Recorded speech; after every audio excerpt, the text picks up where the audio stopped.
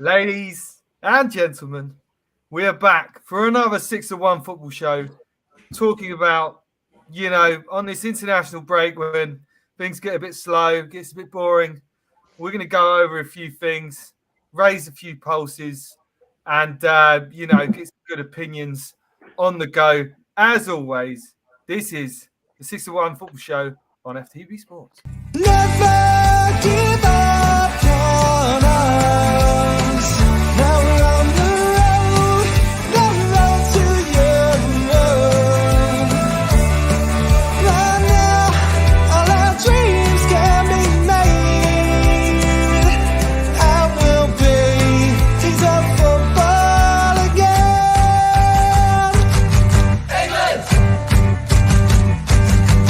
England! A fitting intro for the international break, and hopefully we will come on to talk about England later if we have enough time. Welcome back, my amazing panel. As always, how are you doing, Adam, today? You okay, mate? Yeah, right, a bit achy. 36 holes of golf yesterday. Whoa. 15 miles You walk. know the rules, mate. We don't talk about golf on here. Come on. Yeah, sorry. Golf, no politics, no research as well. Linton, how's it going? I know you've been itching to get back on the show with your mighty resurgence of the mighty Spurs. Yeah, I'm good, mate. I'm good, yeah.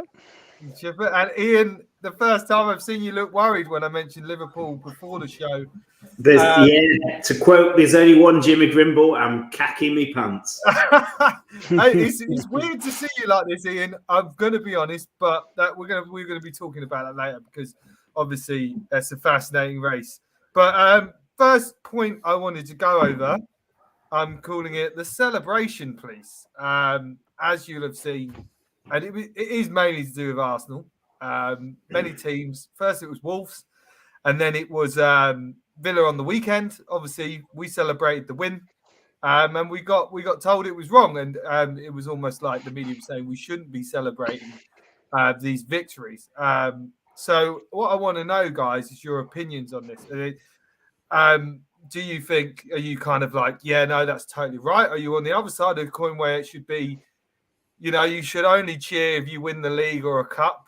Or, is it a good thing? Is it good for team spirit, good morale? Adam, I'm going to start with you. What did you think of Ashley Young's comments to start off with? I mean, listening to what he actually said, it didn't seem like he made as much of an issue of it as, like it was presented in the headlines and the media. It was a bit of a backhanded comment, but, it wasn't like the whole thing he talked about was that. It was just one little comment was like, oh, they celebrated like they won the league. So it was, obviously shows how hard it is to come here. I think the point on that is Villa is a hard place to go at the minute. It's a good result from an Arsenal perspective in terms of the fans. We've been criticised before for not having the fan base, like there being a disconnect between the fans and the players. I think this season it's definitely been, the fans have really been behind the team this season. And from what I saw, the celebrations didn't seem like, oh, we're getting in their faces and rubbing it in like we won the league. It was more going over to the away fans to thank them for coming and supporting the team, which we've been doing all season. And that's built a really good rapport with the fans and mended some of the things that I think have been damaged over previous seasons. I don't have an issue with it personally. So, Linton, why do you think that? Obviously, Wolves, it was Neves came out and said the same thing.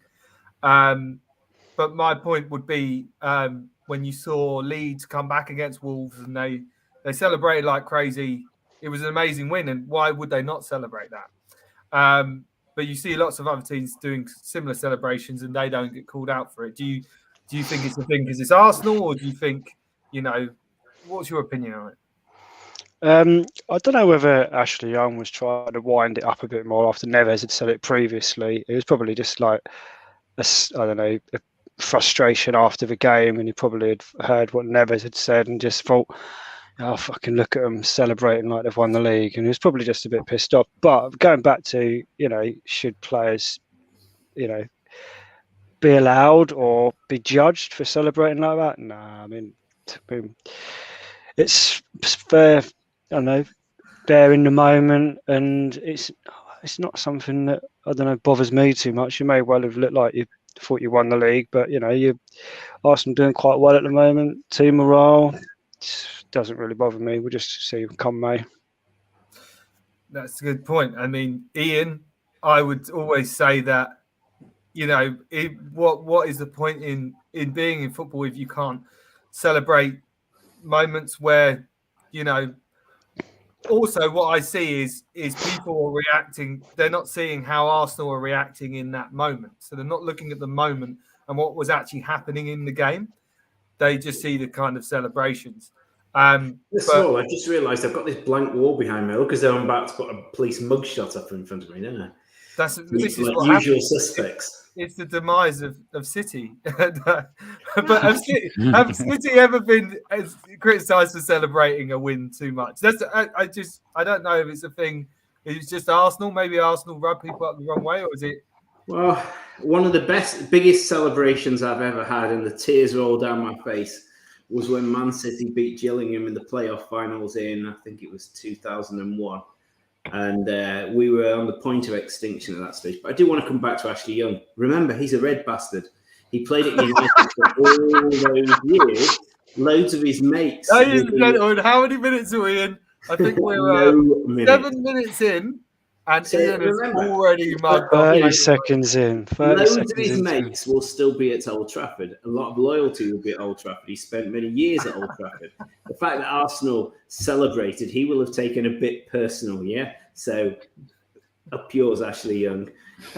So, that's the first I'd say. Secondly, I love your hatred. I really do. I really do. Secondly, I mean, you've got to remember, I always try and put myself in your boots, lads, in that, you were bottom of the Premier League. You got whipped by City in the first few games of the season or whatever it was. Everyone was taking the piss out of Arsenal. Spurs were giving it the big one. They signed this wonderful manager from Wolves, and they were going to take on the world. We really weren't. Now he is This is great. The worm has turned. So I think everyone's got to remember where you've come from this season. The fact that, is it 8 seasons since you've been in the Champions League? Yeah, it is like winning a cup final. If you get 4th place, I expect the roof to go off at the Emirates. It's a really big result, and it's a statement of intent for what the next few years can bring. So I get it, I totally get it, and I think get it. Just a bitter and twisted red. I think that it shows how much you've fallen though as well. It's just what you were, and then now it's so bizarre how it's all flipped round. Like you hounded Wenger out because he kept getting you 4th, and now it's like I didn't. It's bizarre. I was on Wenger till I die, mate. Wenger till I die. It's like, I don't know. Your fan base is so bizarre, and you wind Spurs fans up about when we celebrated getting to the Champions League final, which was phenomenal for us. And then you're like, "What have you won? What have you won?" It's like, you can't say that, and football's about moments, and that was a special moment for us. Maybe we didn't win the Champions League final, but I will never forget it. And maybe it's a little bit of looking at you guys thinking, "Shut the fuck up!" Like, maybe. All right, just a few comments. It's just funny how the things work out. Pochettino out. There's a few comments. Yeah, thank you for all your lovely comments. Peace and love. Love you all. Remember to like and subscribe if you're watching live or if you're watching later on. Please share the love. That's what we're all about. We're all about the love. Mr. Silver Fox, my good man on Armory TV's evening team, loving the title, obviously. So, hello, gentlemen. Follows it up with premature celebration, because if you do not make top 4, you'll become even more banter FC. There we go. So I guess you could agree with that. I think the issue with that though is I think all season since we've galvanised, we've been celebrating every win, and we've been celebrating especially away games with the fans. It's only now that it's become a thing that we might get top 4. So it's like, oh, you're celebrating. It's like you said, we're celebrating the moment. We're not celebrating the fact that we think we've won top 4. And to be fair, I think top 4. Hang on a minute. You know what I mean, mate. That we've got it's not a trophy, is it? Are you still filming All or Nothing at Arsenal? Yeah, I think they are. Yeah. Do you not think the players might have got a bit, camera crazy? They're thinking how it's going to look in the movies. You know, I so they're think going a bit actually, over the I top. do think They- Arteta. you know, is they think they're fucking sensitive. Marlon Brando or Leonardo DiCaprio now because the cameras have been Marlon on. Brando. Is it I'd is like it to see just Marlon Brando play football? That'd be fun. is it just Well, you? you know, they think they're film stars now all season, and now they're going over the top for the cameras. They'll be No, but rocking there in you the go. tunnel. Well, I guess it's been happening this season. There's a few more good comments. Tony says, "Shut up, Solo. All because United are in the mud. Enjoy those sour grapes." There we go. And then Tony says again, "Yes, Ian. That was probably for the mug off of Man United, which, like we say, only took about 30 seconds." Which we love about Ian. He's Mr. Consistent. And then Solo comes back again. It's all called bitterness, Ian. Question around Arsenal. I had to bring United into living it rent free. There we go. Some good comments there. Thank you, guys. I did want to mention. I couldn't get away from this topic without reminding Arsenal about Adebayor and how you felt when he celebrated. Yeah, but I think that's different. It's like Glorious. it's a completely different situation though. He's run the length of the pitch and he's goaded the away fans. It's not like you've won the game, you're going to your own fans, you're thanking them and you're celebrating the result. He's celebrating something, you know, he's purposely gone. He's a player on the pitch that is inciting something within the actual game. You know, like I think, as I say, Arsenal aren't the first team to be criticised for celebrating. As Lyndon said, I can remember it happening with Spurs a few times as well. Yeah, it did happen to Man United this season when they celebrated against Leeds. But I think that was also Danny. like last week when West Ham got through to the quarterfinals of the Europa, that was fucking phenomenal for them. They'll never forget that. They haven't won nothing there. I don't know, people saying we're giving them shit for over celebrating or whatever. But this is my point. Massive. This is my That's point. massive for them. Yeah, but this is my point, and I agree with what you said. And I hate them, but I'm like, you know, fair play. I agree with what you said though about what you reached the final. Yeah, anyone would be going mental about it. I am on the side of you should celebrate as much as you want. Fans are going absolutely crazy about getting to the semi-finals of the FA Cup. They are going absolutely crazy.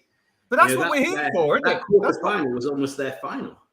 Yeah, but that's what we're here for, isn't it? It's not that's disrespectful as well, you know. It's not like they're winning the game and they're going into the opposition player's face and doing a rude Van Nistelrooy. And do you know what I mean? It's like it's completely separate. The game's over. They're celebrating the result after the game. It's not. It's a nothing thing. Do you know what I mean? I think. I think Laura Woods said a good thing. She said, "Well, if you're not going to celebrate anything, we might as well just kind of give up everything and just not enjoy it." When Agbon Lahore, you know, called out classic because he's made all the same comments, and then you know, there's someone's just posted the things he said about Gerrard. Agbon Lahore, isn't he? But to be fair to him, he retracted and he apologised. No. He apologised, didn't he? Like, he wasn't that good though, was he? He's a miserable guy. He was just shit Theo Walcott, wasn't he? Dumb as a post, that guy. Honestly, like it's just, it's like I don't know. He's just so unintelligent, isn't he? But he. I'll tell you what. Let's change the narrative a bit. This is a bit off script. The worst presenters on Talk Sport right now. Gabby Agbon Lahore is definitely up there. Jamie O'Hara is unbelievable. You know what? I don't mind Jamie. I don't mind him. There are worse. Simon Parrish He's stupid. Miserable git as well. Adrian Charles. I hate that man. Oh no, I like him. I love his dry sense of humour. I like Adrian Charles. I'm a real fan. No, I hate him. No. Oh no, is it which one's Adrian Charles? The bigger guy? Yeah. Yeah. He used to do Match of the Day too, didn't he? The Alan Brazil from Talk Sport. Is that what you're talking about? I'm talking about the guy who always mugs off Arsenal. We used to do the Daily Arsenal. Oh, Adrian Durham. Adrian Durham. There we go. Adrian Charles. No, Adrian Charles isn't even on Talk Sport. No, I wonder what you're talking about. He did 5 Live years ago on All the Football. He's the Brummie. He's the full press Brummie. Just to reinforce the point that I never do any research on 61 Football Show, but I always think that it makes it a bit better. You know what I mean? All right, so what we're saying, Agbon Lahore's at number 1, and then Adrian Charles is at number 2. In fact, I don't like Adrian Charles either. He's a plank as well. Ray Parler's the best. I think that's... Yeah, Parler's good. Parler's the best, isn't he? I don't mind Jamie O'Hara. I think he's all right. No, he's a bellend. I was saying just before we came on there, I was just listening to Talk Sport and listening to Dale Vince. Dale Vince is the the guy who created this incredible eco-electricity company and then bought Forest Green Rovers and made them a fantastic club. They're on the up. When I lived out in the West Country, I used to go and watch Forest Green when they were bottom of the conference. So I've kind of got an interest there. He was on Talk Sport, and he actually admitted that inadvertently he was the sponsor of the guys who ran on the pitch and chained themselves to the post. So he provided the zip ties. No, he gave that organisation 10 grand. He didn't know what they were going to spend. 10 grand in zip ties. They're on the telly. Everything. Zip ties. Do you reckon that covered their travel to the cost of travel to the game and the ticket? Right, we got 10 grand. So it was funded from inside. Anyway, moving on. My internet's going a bit not great, so I do apologise for that. Oh, have we lost him? It's gone from me. We've lost him. While we're on, chaps, I wanted to ask something. Just a thought was, getting serious for a moment. We talked about celebrations and fan criticism and social media and that sort of thing. Now, if you're a guy who's kind of late 20s, you've got kids, etc., and you score a goal against your old team, the sort of abuse that you're going to get on social media and all the stuff that affects your family, they're probably reluctant to do it. I listened avidly to that interview with Phil Jones when he talked about the abuse his family get walking down the street, etc. And I was thinking hard about that. I wonder if there's more celebrations of goals against previous clubs from players who don't have kids or their families are out of the country versus players who have kids, etc., where the sort of vile abuse they're going to get on social media comes over and hits the family. Just a thought in terms of celebration. I think, like, thinking about with Arsenal times it's happened and with other players, I think a lot of it is about how the player reacts in the moment. Because I think most fans will accept if a player's been a good servant and they go someone else and they're not like a complete turncoat. We're not talking Sol Campbell. We're talking maybe like, say, Theo Walcott going to Southampton, scoring against Arsenal, making a point of saying to his teammates, I don't want to celebrate because of my respect. All the fans will look at that and go, credit to him. He's got to score. He's got to play a game. It's when you're Adebayor and you go and purposely do that. I don't think that and even like Van Persie, the first time he scored against us, he didn't celebrate. The next time he scored against us, he went absolutely crazy. And to be fair to him, when he first went to United and when he first released the statement, the fans did turn on him, and they, I don't condone any of the social media wasn't quite as powerful as when Adebayor did that as it is now. Yeah. So I wonder whether he'd do it. And secondly, I wonder whether Adebayor at that stage had a family, whether they were in this country, whether there was any vulnerability, or whether he just didn't give a toss because he had nothing to lose. I just wonder whether that affects that the way they behave. No, maybe it may just be the mentality of the person there. Individual, I think I agree that it's just there's going to be certain players that just do have more of a respect in general for the way that they sort of handle things. And Adebayor, obviously, he's tainted to us, but it doesn't always strike me as like the most respectful, honourable person. I think he's proved that several times on the pitch as well. Even in that game, the stamp on Van Persie's face. He made so much money out of transfers for being a rank average, for being a poor man's Paolo One-Chop. Yeah. I mean, like some of the goals that he scored, though, it's like I think it's just one of those weird things. He's a bit like Andy Carroll when you look at like the raw ability. Like when those players are on, they're unplayable, but it's just the consistency. Like I think he is one of those that the difference. If you've got that physicality and you've got that ability, it's all about the mindset and what the time you put into becoming like as good as you can. And I think when certain players get to a certain place. There's if you're rolling in it and you're getting paid for just playing average anyway, there's only certain people like your Ronaldos and that, and even your Bale. Like I think Bale's last season at Tottenham was a prime example of someone who weren't playing for a contract somewhere else, was just playing because he wanted to be a brilliant player and wanted to just when he excel. Came back to Spurs on loan, he got quite a good reception, which was I thought it was nice when Andros Townsend got really badly injured in the Everton Palace quarter final, and all the Palace fans stood up and applauded him off. Really sympathetic. I thought that's a nice part from Ollie. Good to see you returned. I'm back. My We internet just went had a down. 5-minute politics break, Ollie, while you were Oh, you know the chatting rules. some deep. Yeah. The 3 rules that we don't research. We You don't were off talk there. politics. What's this? We've got golf and politics, mate, the whole time we were gone. There's some more comments here. Sorry, I left you there a bit, guys. I do apologise. The internet went down. It's bloody brand new internet as well. What's all that about? Tony says the celebrations reflect the passion on winning and for the game. You love to see it. Yes, we do, my boy. Jamie O'Hara is hilarious. I love his delusion. Adrian Durham is an idiot. This is disclaimer. It's not Adrian Charles, but we don't like him either. Desi boy, Desron. Yes, Oliver. Thank you, mate. Good to have you on. Thank you for joining in. Simon Jordan. I don't mind Simon Jordan. I've kind of grown to love him. I like him. I do really like Simon Jordan. And Russell Brand likes him. And if Russell Brand likes him, I like him.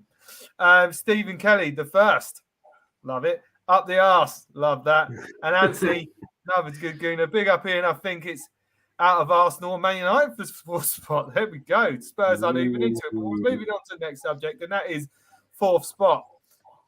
Is it just, again, is it Spurs and Arsenal now? Are the rest out of it with what's happened on the weekend? I'm going to start with a non-biased view with you, Ian. What would you? Who do you think? Who do you think is going to take this? Is it out of Arsenal or Spurs, or can Man United come back into it? To answer the question fully, of course, Man United could come back into it. That's football. You know, at the moment they're third favourites at the bookies, I guess, for that fourth place spot. But football says that of course they can do it. And actually, 5 games ago, Arsenal and Spurs were doing everything they could to not take fourth spot, and United were clunking along with the odd point here and there, and were holding on to fourth spot. So it is possible. Where's my money? My money is on Arsenal. I think, you know, they're coming to a crescendo. Arsenal, they've been building all season. This young team, the new signings have been getting better and better every game. And I just think they're coming to a boiling point. And, you know, I love watching Arsenal, you know, particularly down the flanks of the team. The young players playing incredibly well. Saka is just a revelation. I think it's yours to lose at Arsenal. There is no history. And you're not going to like this, but from a Spurs point of view, is often with young players, there is no fear. They don't know that Arsenal have bottled it before, or anybody's bottled it before. Have we? I'm pretty sure we were quite consistent. Consistently not in the Champions League place, yeah. But they won't know that. They won't feel the pressure. Those young players, you know, your Smiths, Rowe, your Martinellis, they're just going to play football. And Some would argue that Arsenal to lose. I was going to say, oh God, what's his name? Why has my mind gone completely blank? Saka. As long as Ramsdale doesn't cock keep up going. like he did against Liverpool and bloody throw that game away, you'd done all the hard yards. You'd almost won the game. And don't worry. We're going to come on to Liverpool in the next point, because I know you're worried. I am worried. We're going to come on to Liverpool and how good they actually are. Linton. Okay, I was going to say you were very quiet a few weeks ago, but you kind of crawled out from under that rock again. No, I was just going to say that. And now you think it's back on, and you're quite confident that you can take this. I was just going to say that some would argue that Saka bottled it at the Euros, but anyway, I've said from day one, like even a month ago, I said anything can happen. And still, even now, there's still like nearly 10 games left. I still think that even West Ham are in it. Like, if a lot can change, a few games, you know, you could lose 2 or 3 on the spin, and they could come back into it. They're not miles off, you know, 6 points. So I know you guys have got a game in hand, but you've got a couple of tricky games. You've got to play us. United and West Ham. We'll beat West Ham. If you can beat West Ham, we can beat West Ham. West Ham on their day are a good side, especially at home. You know, they beat Liverpool, and just because you're better than a team doesn't mean you're going to win, beat them. You know, you could lose to Palace next weekend. There's nothing's a given, and there's a lot of games left. There's 10 games left, and I think all four of us are in it. I think probably Wolves have now fucked it, and now what's his name, Neves is out for the season. I think that's a big loss for them. So there, you could probably say definitely out of it. But should we I celebrate? think it's between the four of us. Can we celebrate Neves being out for the rest of the season? Maybe we could do a video of us celebrating, and we could send it to him and say, it's I don't know, like Spurs. You know, we're hitting a bit of form. We're looking quite good. We're scoring goals again. We're creating chances, but I still worry about the standard. You've won two games in a Well, row. we've won 5 of our last 7. You could look at it like that, or 4 of our last 5. We're doing okay. We probably should have got something at Old Trafford. So we're hitting a bit of form, but I still worry about us. We're still a bit too inconsistent. Yes. The reality is, I wish we could. I wish. Anything to write home about. I wish we could play City every week, Ian. Anyway, Linton, the reality is, I would say that too. The reality is, you're going to have to win all of those games. The same with West Ham. I don't know how you work that out. Not at all. It's not going to work like that. That's the kind of form you need to put together to get into the top 4, right? To get the top 4, really.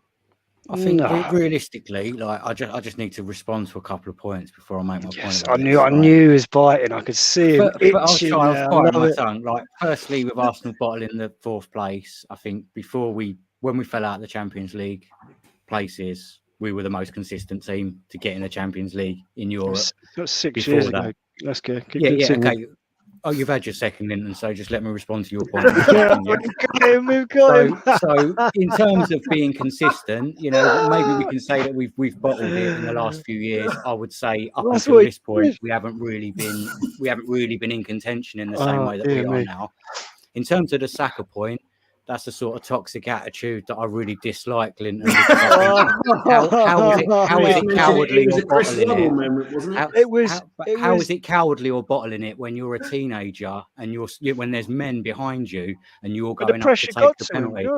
But it's not the fact that he was standing there. The fact that he was standing there. You know how I feel about this. Of course I feel that. It was a joke. Okay, I think it's brilliant. Of course I like it. And in terms of the 4th place, I do kind of agree with you. There's a lot of games to play. We've got to play Man United, Chelsea and West Ham in the same 7 days. You know, Tottenham are on form at the minute. That's a really difficult, that's make or break for us at that point.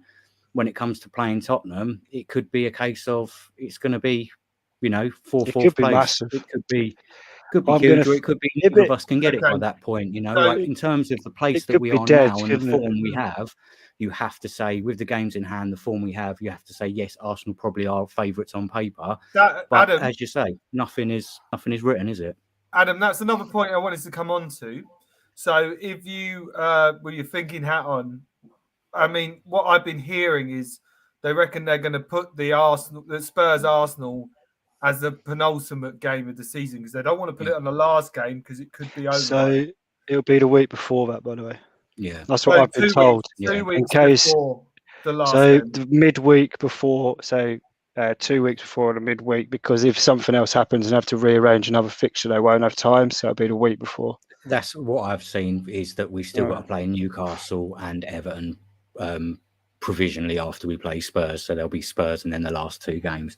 So that will probably look like, you know, within that space of time, we've still got to play those other teams that are right in that as well. We've got to play West Ham, we've got to play Tottenham, we've got to play United. So those games are all 6-pointers for all of those teams. So it's massive. And I think like the way Tottenham, I was expecting more from West Ham against Tottenham, to be honest, because they really rolled them over. Do you know what I mean? I don't feel like West Ham really had anything in that game. So I think it's like a particular way to beat Spurs, though, and you don't have to be a rocket science to work that out. And the way to beat Spurs is don't put crosses into the box. Because all Spurs are looking for is to win the ball back in transition and hit you on the break, Son and Kane. Yeah. So if you can keep the ball, play a possession-based game, you will starve Spurs of a lot. So I feel like that game is going to come down to tact. I think in terms of who needs the top 4 the most, I think Spurs need the 4th position the most. You know, and obviously, as an Arsenal fan, I want Arsenal to win for, you know, why do we need it more than you? I want to hear a reason. I think you need it most because Conte will piss his pants and go off someplace else. We know Conte can't deal with anything. You know, Man United are going to have a huge clear out. They're already talking about the players they're going to get rid of, the players that are going to stay. They'll have the money and the investment, and they'll spend whatever they need to spend to do it. Mhm. Like Arsenal, Good. we've got United a are really young team. We are at the start of something new. Hopefully, that with a few extra signings, we feel like we can really compete. Whether that remains to be seen, but at the moment, you'd have to say the base that we've got with those young players is a really good place. Tottenham have kind of had their golden generation over the last few years in terms of where they've been competing when they should have won things, made a Champions League final, have looked at a couple of times, like obviously putting the pressure on, but to be fair to them, there were times when you'd say Tottenham could have been in that league fight. You know, they just kind of capitulated. What I see in Tottenham now is, where is your identity? And that comes from a lot of the changing of managers. Kane is coming towards, he's coming over past his best. He's been very much part of that identity. Past his best. No, but he is going to be past his best, Linton. Realistically, he's still brilliant, but is he going to be at Tottenham next season? Is he now the player that you're saying for the next 5-6 years we're going to build a team round? Because honestly, be honest with yourself, He's going to go to United. He's not, is he? Even if even if he stays, even if he doesn't go this year, he's not going to be the man for 5 years now, because that's just not how it happens. You know, he's got to that age where it's very unlikely that you can build a team around him. Your transition's been going on, and I feel like you've gone past that, and it is about Tottenham rebuilding. So for you to get 4th place at this point means that you'll be able to actually rebuild with being able to attract players to get into the, that are in the Champions League. And I think it is massive for you. For us, Europa League is not ideal, but for the group of players that we got, it's great to be in Europe. And I do honestly think that Spurs need Champions League more than the other teams at the minute. Maybe West Ham as well, but again, they've got a lot of young players, and they're punching well above their weight, to be fair, West Ham, aren't they? But yeah, that's my opinion. Like, you don't have to agree with it, but I think it's a valid point. West Ham won't have Bowen. That's going to be hurt them as much as Wolves without Neves. Those teams lack a bit of depth. On that subject, did you see on the Spurs subject? Did you see that clip where Kurt Zuma kicked the ball at Son, and the ball hit Son in the back of the leg, and he went down like a bag of spanners? Who saw that? I did. Yeah. That was disgrace. That was just. It was appalling. It's just one of those as well, because it's all about the time. Like Sanchez did it a few seasons back when he was getting in the way of someone throwing it, and then they threw the ball at him, and then there was like a 2-second delay, and he drops to his feet, and it's like. Yeah, I mean, it's just one of those where it's kind of like, come on. What did you think of Son's antics? I didn't see it at the time, because it was mad few minutes, because it was when they were trying to tie themselves to the goalpost as well, and everyone was kind of looking at that. And then next thing you know, the players were all. Everyone was watching that. Did they get to the goalpost? Did they actually tie? They did, and they got absolutely no, not at all. They just got stung straight away, and then it started happening. It's a long way between the pitch. It probably was a big ask to get to the goalpost and then string yourself up. It's not the Emirates. Our stadium, the seats are pretty close to the pitch, but it was like that was going on, and then it started happening at the other end of the pitch. They were trying to do it in the other goalpost. Oh, it was a double. It was both ends, and so everyone was watching that. So, and then all of a sudden, the players were squaring up to each other. So I didn't see any of it until after the game. But it's fucking embarrassing. That's my take on the Son situation. It was just, right, a few it was like Rivaldo. Do you remember Rivaldo when he got the ball kicked? His head. Yeah, that's the best one. That is definitely hilarious. He was held his face, didn't he? That was it. Yeah, brilliant. It hit him in the leg, and he went down in his face. That's when it started. It all started. Son held his face as well. Tony says it's definitely back on for Spurs. I worry about Spurs more than Man United, to be brutally honest. I'll be honest, I am more worried about Spurs, but I think the odds are on our side. We don't have as much to do with Spurs. Surely, like I said to you, surely he won't bottle it this time. Surely he won't. Kelly, the first, Saka, Smith Rowe, and Marty are among our lowest paid yet biggest performers. There you go. They'll all probably need new contracts. Right, moving on. We're going to start with you, Ian. The first time I've ever seen you worried. When I mentioned Liverpool for the title. Now, you said that, you said, obviously, I watched the whole of the Arsenal game. You said, you did so well in the first half. The one thing I took from that game is that they are an amazing side, and I'm not saying Man City aren't, but they just have that winning mentality, and they can just turn the screw very quickly and manipulate you in the moments, that one little millisecond when you're not on it and you make a mistake, then boom, they're on it. Do you think City are kind of missing that this season, or where do you think, kind of, because you were 14 points and now it's 1 point, isn't it? So where do you think it's all kind of gone wrong for City? I first want to talk about the different mentality of the football fans. One of the reasons I dislike Liverpool and Man United intensely is that their fans seem to have. It's so funny. Divine Sorry, right. Ian. No. Liverpool, okay, let's say Liverpool, and unfortunately, the relegation of Leeds over all the years bashed all that hope out of the Leeds fans and the arrogance.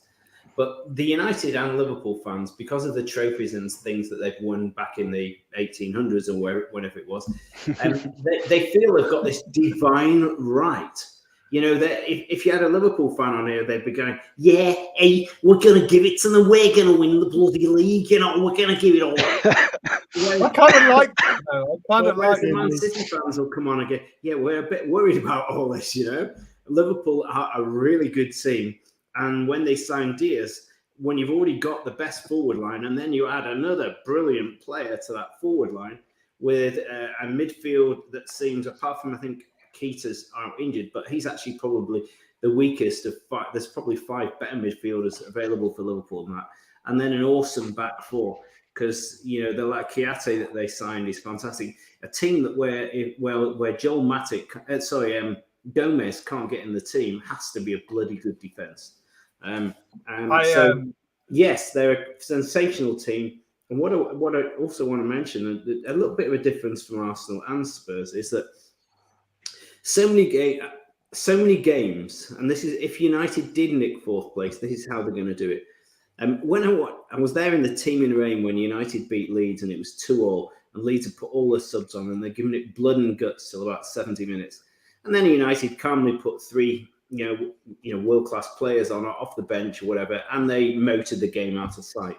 And so many times I've seen that this season, and City do it as well. You know, they sped away from Southampton, or the substitutions, etc. And Liverpool have such an extensive bench that, but so do Man City win the league. Yeah, they do, but City have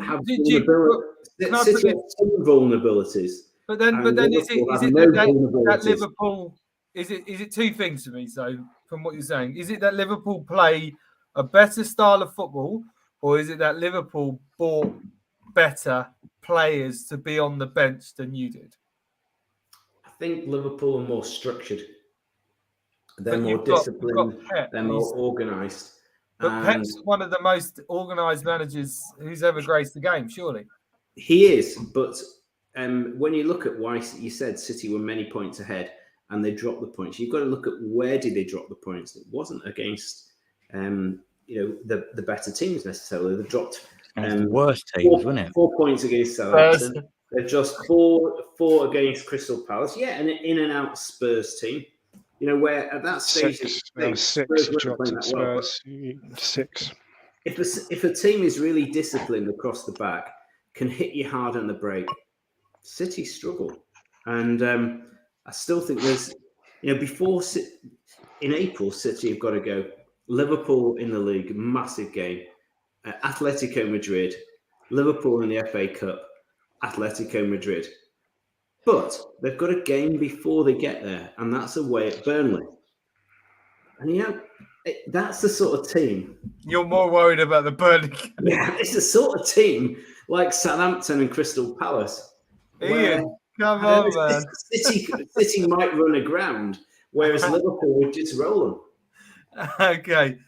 City struggle to break down compact, organised defensive teams. I don't know. I think you'll wipe the floor with Burnley. Linton, do you think that this? I mean, in my personal opinion, I think this Liverpool is it at City? Is it at City? Mm-hmm. It's at City. Yeah. So City versus Liverpool, I think, is the biggest kind of league decider. It's got to be in the last last 5, 6, 7 years, like since the Arsenal United days. Like this is just huge. Who do you think is going to come out on top, and who do you think is eventually going to win it? Mate, I think I've no idea. It's too close to call. They're both great What teams. does your head say? My head said City are going to walk it about a month ago, but then all of a sudden they've slipped up quite a number of So I'm times. talking about here and now, at this point. Liverpool, I don't know. Okay, if I had to say one, I'd probably say City because they're at home. Right. I can't see Liverpool winning all the remainder of their games. I think they're going to slip up. I think, the Champions League games, there may be a time after one of those games that they, struggle to score or something. I don't know. Who did Liverpool get in the Champions League? They got Benfica. I know. What an easy They did, draw. but they're still going to have to play the semis, aren't they, in between Premier League? Munich. So, it's not going to be easy. They've got an FA Cup game in there as well. Oh man, I don't know. For us, like as neutrals, and to some degree, I guess, like it's quite exciting to be honest. I was like, couldn't really give a shit about the top of the league, and now it's like it is going to be interesting. I mean, everyone's going to be watching the Liverpool City game as quite excited onlookers because they both play great football. It's going to be intense. It's going to be brilliant. It is. Well, you'd hope it'd be brilliant. Hopefully, it won't be a dull 0-0. I don't know, but. You asked me the question of who's going to win it, didn't you? I've got no fucking idea. I don't know. Excellent. Just sit right on the fence. I'm sitting on the fence. But on that game, City-Liverpool, I think City are going to be favourites because they're at home. But I don't know. We'll see. It's going to be quite exciting each week. But Liverpool just don't seem like we're going to lose at the moment. Every single week they're winning, aren't they? This is what I mean. And moving on to you, Adam. Sorry, I've gone on far too long. No. It is really hard to call. Your instinct says that, City are at home, so you would think that gives them the advantage. But I do kind of agree with Ian that I feel like it's one of those where we're not in the same league as we were when it was Arsenal, Man United, and those sorts of deciders. I think we're now in a league where you've got smaller teams like your Burnleys who can just cause upsets, and 10, 15 years ago, it would have been unthinkable that one of those teams would even take points off the top teams. But now I don't think it is. They're hard places to go, and just the way the games go, I don't know whether it necessarily does come down to that game. It would have been nice to have the FA Cup semi-final before that game, I think, because it's just one of those where when you meet and you've got that big game, you know that it's likely that whoever wins one, the other team's going to win the other. It's very rare. That's what I was going to say. I was going to say that, Adam. It really would be interesting to throw that in the mix and see which one wins that FA Cup semi-final, because I think that will have some bearing on where each one goes. It's a really and I think like that. I think it's between the Benfica game, I think, as well, isn't it? It's like Benfica, Man City League, Liverpool, Man City League, then Benfica, and I think it might even be the FA Cup. Maybe the next game or the game after that. So within that period, it's because have City got Champions League games on the same days as Liverpool? Yeah. Actually, that's a very good point. Who's on the Tuesday? Who's on the Wednesday before that? What? Keep talking, and I'll check. Because I'm pretty sure that you guys are playing. That could be significant. I think you're playing on the same day. I'm sure I saw that you guys are playing on the same day. I think it's a Sunday. I think it's a Sunday game, the Liverpool City one, like the league one. It would be Super Sunday, I think. Yeah, but who are they? Tuesday or Wednesday? I think they're both on the same day. I'm sure I saw something or I heard someone on the radio they were talking about that. They are. They're both on the. They're both playing on the Tuesday, which is good. Which is fair. I think at the minute both of the teams look so good that it is close to call. You would say again on the form thing that City, since the Tottenham loss, they're still City and they're still going to win 99% of the times, but you could probably see that there are maybe cracks. Whereas Liverpool, judging on the Arsenal game with them as well, looking at the stats, it's like everything is so equal, and then it's just those two moments where they're not even mistakes. It's like for the first one, everyone's like, "Oh, Cedric should have gone in. He shouldn't have gone wide." But it's like if he comes in, the ball goes wide. They square the ball. They score that way. It's like they are, they're clinical. You give them anything. The goalkeeper should have stopped that. I Yeah, always also- think, he always shouldn't think have it's got a beaten at harsh his one near with like post. the near post thing because it's like you shouldn't be beaten at your near post, but I don't think it's a mistake in the same way. I don't think He should it's have a stopped it. mistake to We're We're losing him. Adam. We lost Adam now. be sloppy. We've lost Oh, you a Adam, bit, come on, I Adam. can say, Adam, he should have stopped it. Bloody rubbish goalkeeping. I was Sorry, watching we're the having whole some game and I was rooting so having hard some for Arsenal internet to take issues. points off Liverpool, and We're I having was some cursing that bit of goalkeeping. We're having some internet issues tonight. I don't know what's going on. Ian, Am just I to finish back? it I didn't know off, whether it was you or me. you're back. It wasn't me. It wasn't me. Thank Oh, God. you I three actually just got disappeared, kicked and I out. was like, brilliant. Yeah, that's what happened, and I just got kicked out. So, Ian, I'm going to put you on the spot here, mate. So, you get to choose one: Champions League, Premier League, or the FA Cup and the Premier League, or just the Champions League on its own. Which one would you say? On its own. League. Yeah. Wow. Yeah. What if you have to play Liverpool? No, it's just we've not become a complete team till we've won that trophy. Everyone will still look at that Pep Guardiola era as incomplete. How gutted would you feel though if you got to the final with Liverpool and they beat you? Oh, I mean, we lose them in the semi-finals, we lose the league, and we lose the Champions League. Yeah. Would that be the end? Would that be the end of Pep? Do you think?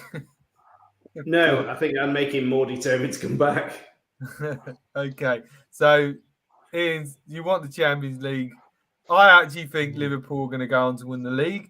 I think you'll beat them in the FA Cup, and then I think what happens in the Champions League is anyone's guess. But I think Liverpool win the Champions League. I think Really? City will win. Yeah, I think Liverpool win the Champions League, and I think City will win the double, like the cup and the league. Like, I've just got a feeling that it's just going to go like that. Substance. The one I worry the most about is the league, actually, because I think Liverpool have just a steamroller going. There we are, feeding on the scraps of. Well, we could get fourth place.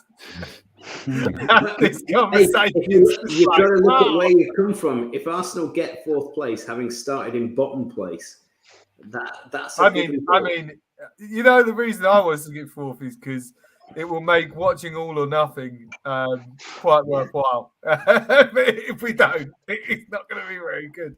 Okay, so another you think you know the players, but it's fascinating to actually see. I know. I can't wait. Players. I actually really liked all the All or Nothings. I watched all of them, even the ones that aren't All or Nothing, like the Leeds one. I thought was quite good. You know, I've watched the Spurs one. I even quite enjoyed that. I mean, it's I still love Sunderland till I die. TV. That's a desperate program. Sunderland till I die. It's just. Although I do like Drive to Survive at the moment. That is my new thing. Anyway, back to football. Let's start with you, Linton. It looks like Salah may not be signing a new contract at Liverpool, and he might be on his way out. What do you think of that? Have you seen this week? But I don't know where he's going to go. If he's on about asking for the money he wants, I don't know who's going to be able to afford him, to be honest. The only What team is the money that potentially. he's been touted? Hasn't he turned out? I don't know. I don't know what to believe. Maybe it's like 400,000 or something stupid. Is he worth more than that? Well, I think, you know, on merit, yes. In terms of the current market, then probably yes. But then he's not going to be able to go to Barca because they can't afford it. And Real Madrid look like they're going in for Mbappe, and I think that looks like it's going to happen, doesn't it? He's on a free or whatever. Will Juve be able to afford him? Probably not. I don't know. I think he's just playing. I think he's going to stay at Liverpool. I think he's just going to end up getting a big. You think he will stay? He ain't going nowhere. I just don't think that. He's a god there, isn't he? And I can't see why he would want to leave that Liverpool team that are competing on and firing on all cylinders. Got a settled team. I don't know, unless he is completely all about the money. We'll see. But it just seems he's very settled at Liverpool, and I think he'd be mad to leave. But money talks, and people are idiots. But What do you think, Adam? Do you think he'll stay? Do you think he'll go? Can anyone afford him? I was trying to think earlier, like where would he actually go? Apparently, like the latest thing I've read is that Juventus are interested in him, but that just, it's speculation. It's early. It's hard to say whether they actually are, but be surprised. It's only like Linton says, there's only a certain amount of clubs that can afford him. I mean, would PSG take him? They probably would. Do they need him? Probably not. But did they need Messi? And there's been talk about Messi going back to Barcelona as well. Like Xavi's, mentioned things about that. So really, yeah, I read something earlier in the week, like that and I'm not sure whether it was to do with coaching or whatever. But Xavi said Danny Alves was talking about it. Yeah. I don't know what's going on with the internet tonight. You've frozen, I think. I might have frozen. I don't know. It's a great freeze. No, Ollie's frozen. Unless he's just not moving much, but yeah. Oh, that's it. But yeah, like I mean, just I can't. Well, I was trying to think earlier, where would he go? You know what I mean? It's like they just don't seem to be anywhere that you would want to go other than the money. What are you thinking? When you look at, let's say he signs if a forward, a good striker at 29 now signs a 4 or 5 year contract, big contract. 10 years ago, you'd have gone, that's a crazy decision. But when you look at Lewandowski, you look at Benzema playing out of his skin at 34 at Real Madrid. You look at Ronaldo at 37 or Ibrahimovic or even Zeko. You actually think giving a 4 or 5 year contract to a 29-year-old isn't as crazy as it used to be. You used to think actually a forward's golden years were say 26 to 30, but you've got those players who've done it wrong. But the only one thing I'd say about Salah is, I think Benzema, Lewandowski, Ronaldo, Ibrahimovic, they're similar kinds of players. Whereas Salah is a lower center of gravity, he's a lot about pace, and whether he has the durability to stay at the top of the game to the same age as Benzema, etc., I don't know. He's a very different sort of player, and I think that's a puzzle of Liverpool have got to work out. If they're going to get a big fee for him, it's now or never. So they've got to think like the best part of 100 million. Will they get it? Will they take it? You're right. I think Real Madrid, I can see Mbappe as a done deal in there. I can see Pogba going there. I desperately hope Haaland goes to City, but Barca and Real Madrid are definitely on the way back. And you look at Real Madrid, and they've got lots of gaps to fill. But I think he'll stay at Liverpool. I think they'll give him a 4-year contract. It'll be lots of money, and I think it'll be worth it. Yeah, I can't see him going to any other Premier League team, though, can you? It wouldn't. I don't think it'd happen, But at the same time, I think he was at Chelsea. Harry Kane, United will look at Harry Kane's style of play. They'll look at Benzema. They'll look at Lewandowski, and they'll go, and they'll think about Sheringham, who they signed at 30 or whatever, and had some great golden years at United. And I reckon United could go for the checkbook to 90, 100 million for Harry Kane. And he could have 4 or 5 glorious years at United, unfortunately. Do you think you've got to take that, Linton? If they come in again with that much money, do you think you've just got to go? This is nope. Really? Spurs have history of spending big money badly. Yeah. I mean, it's just one of those where it's just like I was you saying talk about there, like some players who look after themselves have got a long stint in them. He's 29, Harry Kane. Sorry, 20. Is it 28 or 20? 20. He's nearly 29. And he could be around. We've got. I think we've got to do whatever we can to keep him. We're so lucky to have him. We all know that. And I don't know. We could well with Conte there. Could well convince him to stay, but we shall see. Oh, sorry, guys. I got kicked out. I mean, BT. If you're watching right now, I'm coming for you. Twice. It's meant to be super fast fiber. Is this your new internet? They do all right. It's a brand new internet. I got BT. They're okay. Yeah, mate. It's very upsetting. It'll be fine once I leave. I think the conclusion from the team while they were away was Salah will stay at Liverpool because Strikers have much more longevity these days, up to 34, 35, so he will be worth it on big money at Liverpool. And secondly, we're just not sure who would have the money, apart from United, to buy him. There we go. You heard it first. He ain't going anywhere. He's staying at Liverpool. All right, we've got 5 minutes left. I just wanted to talk a bit about England. Bit of a harsh comment earlier from Linton about Saka and a penalty. We all know what penalty heartaches can be.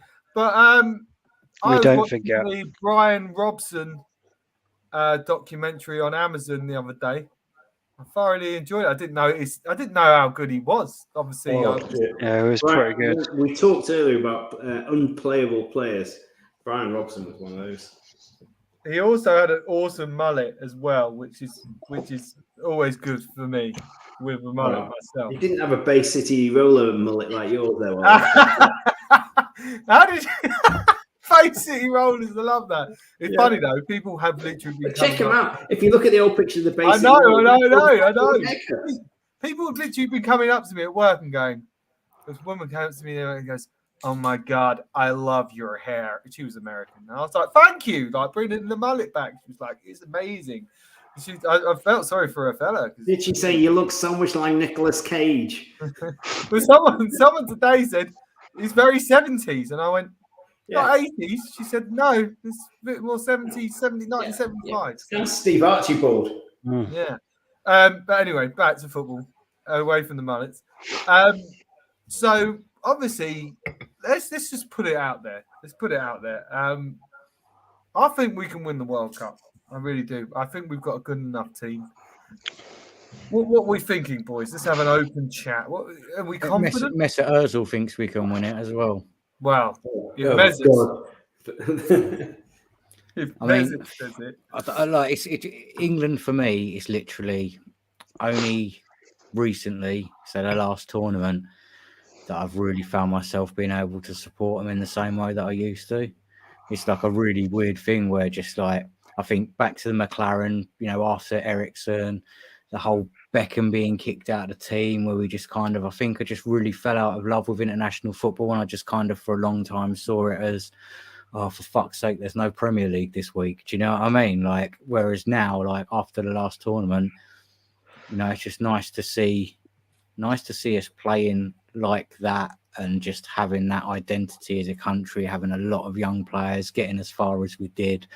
I'm not convinced that Southgate is tactically the right man for the job, but he took us very far in the last tournament. So who am I to argue? This is what I'm saying, Adam. Is like people do say things about Southgate, but realistically, he's taken us to heights that we've never seen in our lifetime. I'm a fan of Southgate. With young players, he's got a very young team and young talent, and he has a wiseness.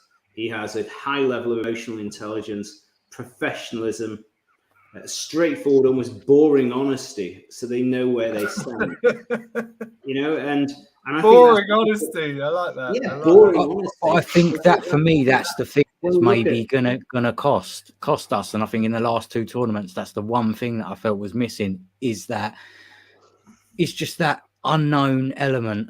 Do you know what I mean? That Gaza, that person who is just gonna elevate the creativity, because I don't feel like we've been the most creative team in the last couple of competitions. We've got results, but we were one kick away. It's a G. It's Grealish.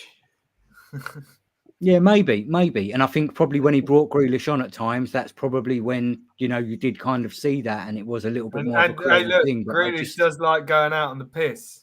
So I think we're doing the dentist chair celebration. We need another dentist chair. What were you going to say, Lyndon? I was going to say, I think not so much Grealish. I think Grealish is good. I think Foden's going to be even more key for us. I think Foden is massive. I think that he could be, he could be our Gascoigne, not so much Grealish. Like every time I watch Foden, I love watching him play football. He's just so fucking good, and to have that, that sort of player who just plays so free. I just like the attacking players we've got. We could do so well. And every time, again, I saw Declan Rice again at the weekend. He's fucking brilliant. Yeah, he gets better every time I see him. And I feel no, I don't feel for And West at Ham. I right fucking back, hate we've them. got such a great It's selection. mad, isn't it? We've got about 10 right backs. Oh, no, that's no exaggeration. Our choice of midfielders right now, I mean, you could probably put out 3 midfields that would of all different players. It's a shame we can't say the same at centre back. That's the issue, isn't it? That is Saying the that, issue. Ben White, mate. He's Ben White's doing well. No, Ben White. He's doing all right. Could be. I can And see Ben White Ramsdale. and John Stones playing together. I like Ben Stones. White and Stones. I think when Stones and Maguire put on an England shirt, they never do much. I hope that Maguire does suddenly turn into the player that he has been for England, and not for United this season. Because wow, Southgate and the way that England play, I do think that Maguire is made to be 10 times better than he is, because the sort of football that they play does kind of suit him. It protects him. It protects him because he's not that fast. So and I think as well, like the way that when he plays in the back five, he's great. Because he's got. And I think even with like 2 really solid, with Calvin Phillips and with sorry, you just said his name, Rice. Yeah, with Rice. Yeah, in front of him. You know what I mean? I think most decent centre backs would be doing all right with them 2 in front of him, because they put in a shift and they're great at winning the ball back. So a lot of the things you're doing are mopping up. You're not left like he is at Man United a lot of the time, just one-on-one when, you know what I mean? It's like the Mertesacker syndrome, and you turn too quick and he's gone. So I do hope that he has been good for England, but I do think he's a fraud. I'd like to see more expansive players. I want Rob Holding and Ben White centre back for England. You heard it first. Rob if I'm in England, a couple of England question marks: centre back and goalkeeper. I think Ramsdale's got to Ramsdale all the way. It's got to be. Yeah, I hope so. He worried me last week against Liverpool. What? But he's injured though. But you think every brilliant keeper has made mistakes. Now, as I said, being beaten at your near post isn't like a cataclysmic mistake. It's just an error in judgment in a split second. I think very fast. But he's been Henderson as well. This season. Yeah, Henderson as well. Sam Johnson. Ramsdale for me, when he signed for us, I was like, I'm not sure. And like I can say now, I think he should be Arsenal captain. I think he has. Did I say England captain? I think he should be Arsenal captain. I think for me, he is the mentality, the way that he, is exactly what you want from a goalkeeper. A little bit wild, do you know what I mean, in their mentality, but the saves that he's made and the way that he runs our back four, it's been notably different this season, compared to Leno, who is a great shot stopper, but there's never that communication. There's not that camaraderie. And I think he just has that. He has that thing when you hear him. He was on the slight golf mention, but he was on the old Tubes and Anger Golf Life. There's a great episode where he plays around with them, and just the way he's talking about being involved with England. Is he good at golf as well? It's classic. I'll play off 18, and then you see him strike it, and he's just taking the perfect divot, just so much power. But you see him around the green, he's shit. That's where drive for show, putts for a pro. But he's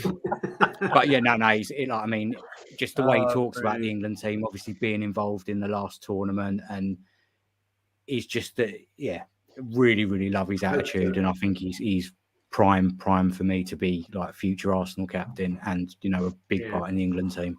So before we go, I just feel more comfortable if going into a World Cup, England had a number one who'd been there for 3 or 4 years and developed a relationship with the other defenders around him. And that's all I wish. We're not talking about the Euros, talking about the World Cup.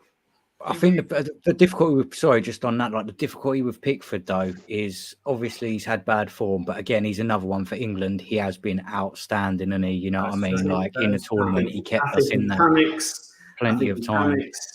But he does for everything, Ian. But like Adam's saying, in the England shirt, I was never convinced, and I'm never convinced in Pickford in an England shirt. I think he causes instability in the back four with his behaviour. Yeah, maybe. I just think in terms of the saves that he made, it's rare that you see like a keeper make match-winning saves, and I think that he made a lot of those for us in the last couple of tournaments.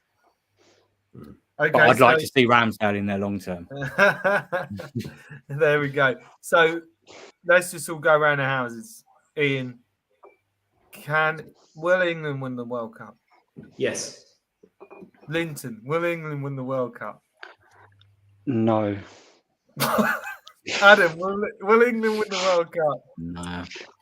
Oliver, will England win the World Cup? Of course they will. And don't worry, Never Give Up World Cup version is coming out this summer as well for the World Cup. And that's going to be number one. And that's going to spur the team on. And it's all going to charity once again.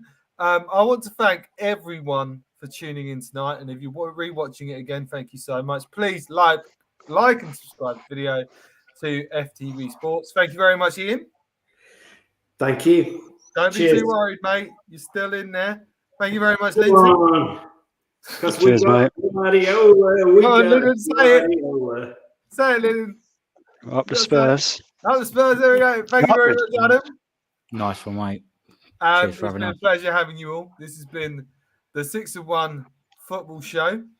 We will be back in a fortnight's time, unless we come back sooner, and we will be here. We might even be on Ian's show. Ian is just doing some renovating at the moment, so bear with him. He's got to get some drapes up. He's got to get some paint on those walls, a bit of, a few coats before. His internet's still better than yours, though. I mean, honestly, I do apologise for all of the problems you've had today with my internet. It's brand new internet. They're testing those speeds, and they've tested me tonight. But I'll be back stronger. Don't you worry. I'm going to ring BT now. But thank you very much. This has been 6 of 1 football show. Good night. Good luck. There'll be quite cacking the pants in Delhi.